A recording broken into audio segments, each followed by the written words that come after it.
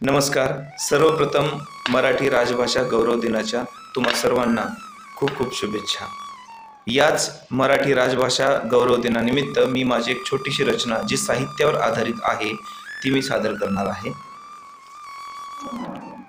साहित्याची सफर निराळी बोली आमची मराठमोळी, आजीच्या हो मुखात शोभे कथेचे ते अलगद धागे.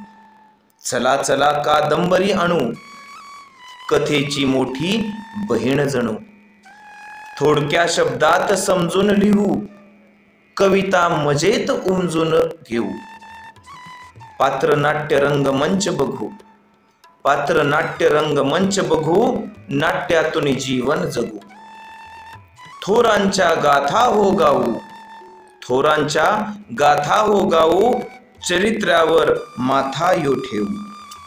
स्वतः स्वतःला कसे तोलावे, स्वतः स्वतःला कसे तोलावे, आत्मचरित्रातून बोलावे. एकमेकांची जाण धरू, एकमेकांची जाण धरू, प्रवास वर्णन छान करू. साहित्याची गरज भासते, साहित्याची गरज भासते, भाषेची का लाज वाटते.